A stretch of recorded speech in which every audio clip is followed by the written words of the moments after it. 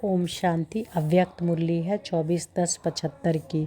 हर एक ब्रह्मा मुखवंशी ब्राह्मण चेतन शालिग्राम का मंदिर है। हर एक ब्रह्मा मुखवंशी ब्राह्मण चेतन शालिग्राम का मंदिर है। दृष्टि और वृत्ति को पवित्र बनाकर सच्चे अर्थ में ब्राह्मण बनने की युक्तियाँ बताते हुए बाप दादा बोले, अपने को कमल पुष्प समान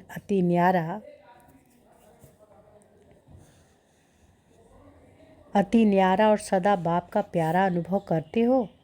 कमल पुष्प तो एक तो हल्का होने के कारण जल में रहते हैं, जल से न्यारा रहता है, प्रवृत्ति होते हुए भी स्वयं निर्वृत्त रहता है। ऐसे ही आप सब लौकिक या अलौकिक प्रवृत्ति में रहते हुए निर्वृत्ति अर्थात न्यारे रहते हो। निर्वृत्त रहने के लिए विशेष अपनी वृत्ति को चेक करो। जैसी वृत्ति वैसी प्रवृत्ति बनती है। वृत्ति कौन सी रखनी है?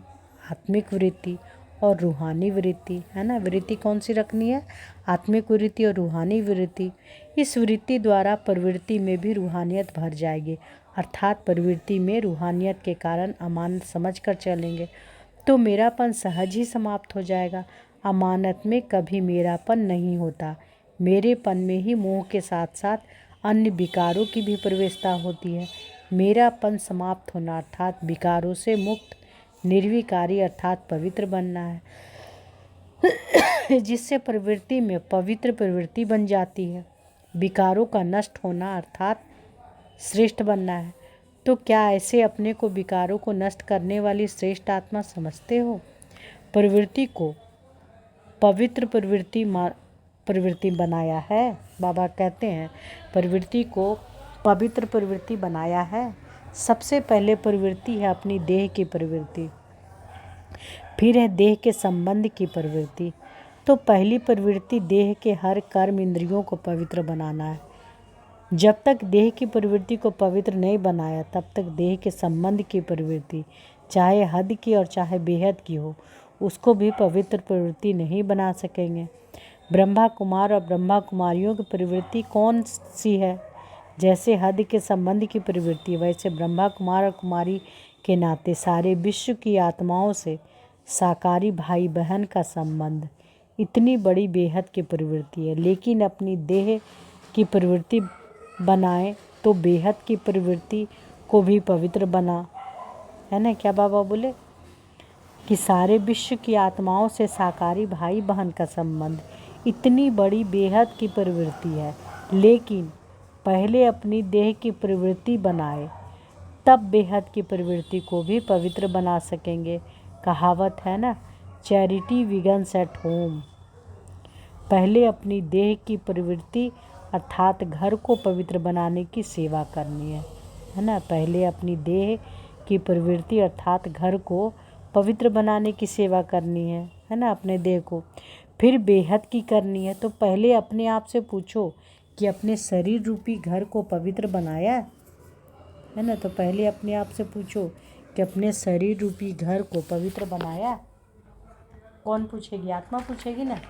बनाया है ना। हम आत्मा अपने शरीर को देखेंगे ना कि शरीर रूपी घर को पवित्र बनाए हैं कि नहीं। संकल्प को, बुद्धि को, नयनों को और मुख को रूहानी अर्थात पवित्र बनाया है। जैसे दीपावली पर घर के कोने कोने को स्वच्छ करते हैं, कोई एक कोना भी न रह जाए, इतना अटेंशन रखते हैं। ऐसे हर कर्मेंद्रियों को स्वच्छ बनाकर आत्मा का दीपक सदा काल के लिए जगाया है।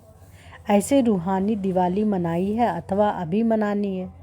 सबके दीपक अखंड जगमगा रहे हैं ना। बाबा कहते हैं सबके दीपक अखंड जगमगा रहे हैं ना। जैसे गायन है कि घर घर मंदिर बनेंगे, ऐसे अपने देह रूपी घर को मंदिर बनाया है। बाबा पूछते हैं ऐसे अपने देह रूपी घर को मंदिर बनाया है। जब घर घर मंदिर बनाओ तभी विश्व की भी चैतन्य देवताओं का निवास स्थान मंदिर बनाएंगे, है ना। जब घर घर मंदिर बनाओ तभी विश्व को भी चैतन्य देवताओं का निवास स्थान मंदिर बनाएंगे।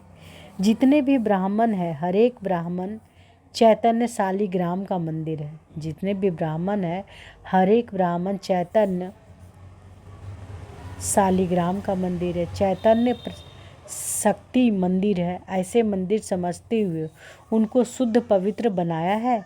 अभी के पुरुषार्थ के समय प्रमाण व विश्व के संपन्न परिवर्तन के समय प्रमाण, उसमें कोई भी कर्मेंद्रियां द्वारा प्रकृति व विकारों के वशीभूत नहीं होना चाहिए, जिससे मंदिर में भूत प्रवेश नहीं होती। तो हर घर को मंदिर बनाया है, जहाँ अशुद्धियाँ होती हैं वहाँ भी अशुद्ध विकार अथवा भूत प्रवेश होता है। चैतन्य शालिग्राम के मंदिर व चैतन्य शक्ति स्वरूप के मंदिर में, असुर संहारणी के मंदिर में आसुरी संकल्प व आसुरी संस्कार कभी प्रवेश नहीं कर सकते। अगर प्रवेश होते हैं तो कोई न कोई प्रकार का अशुद्धि अर्थात अस्वच्छता है। ऐसे अपने को चेक करो, कहीं भी कोई प्रकार की अशुद्धि रह गई हो तो उसको अभी ख़त्म करो, अर्थात सच्ची दीपावली मनाओ। जब ऐसी अपनी पवित्र प्रवृत्ति बनाओ तभी विश्व परिवर्तन होगा। यहाँ मधुवन में भी रूहानी यात्रा करने आते हो तो रूहानी यात्रा में अपनी कमजोरियों को छोड़कर जाना। मधुवन है ही परिवर्तन भूमि। परिवर्तन भूमि में आकर परिवर्तन नहीं किया तो परिवर्तन भूमि का लाभ क्या उठाया। सिर्फ परिवर्तन भूमि के अंदर परिवर्तन नहीं लाना है, लेकिन सदा काल का परिवर्तन लाना है। मधुवन को महायज्ञ व राजस्व अश्वमेध यज्ञ कहते हैं। तो यज्ञ में आहुति डाली जाती है। महायज्ञ में महान आहुति डाल कर जाते हो अथवा डाली हुई आहुति फिर वापस लेते हो। जो नाम लेते हो वैसा काम भी करते हो व नहीं। नाम है महायज्ञ, परिवर्तन भूमि और वरदान भूमि। तो जैसा नाम वैसा कार्य करो। जो प्रतिज्ञा करके जाते हो उसको निभाते रहो, अथवा निभाना मुश्किल लगता है ना। जो प्रतिज्ञा करके जाते हो उसको निभाते रहो, अथवा निभाना मुश्किल लगता है। निभाने में 3 प्रकार की आत्माएं बन जाती है। कोई तो निभाने में सच्चे परवाने मुआफिक स्वयं को बाप पर न्यौछावर कर देते, अर्थात फरमान पर कुर्बान हो जाते। और कोई निभाने में भक्त बन जाते, अर्थात बाप से ही बार बार शक्ति लेते, अर्थात मांगते रहते हैं सहन शक्ति दो तो निभाओ और सामना करने की शक्ति दो तो निभाओ। ऐसे भीख मांगते अर्थात भक्त बन जाते हैं। और कोई फिर ठगत भी बन जाते, कहते और लिखते हैं और करते दूसरा है। बाप के आगे भी ठगी करते हैं, अपनी गलती को छिपाने की ठगी करते हैं। ऐसे ठगत भी हैं। कईयों को निभाने की शक्ति है नहीं, लेकिन अपने को बचाने के लिए फिर बहानेबाज होते हैं। अपनी कमजोरी को छुपाकर दूसरों के बहाने बनाते रहते हैं। फलाना संबंध ऐसा है इसलिए यह हुआ, वह वायुमंडल वातावरण ऐसा है इसलिए यह होता है, सर्कमस्टांस से अनुसार होता है। ऐसे बहाने बनाते रहते हैं। निभाने में इतने प्रकार के निभाने वाले बन जाते हैं। कहना सबका एक है कि मेरा तो एक बाप दूसरा न कोई। जो कहेंगे और कराएंगे वही करेंगे, लेकिन करने में और प्रैक्टिकल आने में अनेक प्रकार के बन जाते हैं। इसलिए अब तक साधारण समझ जो किया उसको बीती सो बीती करो, अर्थात अपने ऊपर रहम करो। इस भूमि के महत्व को भी अच्छी रीति जानो। इस भूमि को साधारण भूमि नहीं समझना। महान स्थान पर आते हो तो अपने को महान बनाने के लिए महान बनना, अर्थात महत्व को जानना, समझा। ऐसे समय प्रमाण स्वयं को परिवर्तन करने वाले, विश्व परिवर्तन के निमित्त बने हुए, बाप के साथ प्रीति की रीति निभाने वाले, बाप को सदा अपना साथी बनाने वाले और सदा कमल पुष्प समान साक्षी रहने वाले, ऐसे सदा स्नेही बच्चों को बाप दादा का याद प्यार और नमस्ते।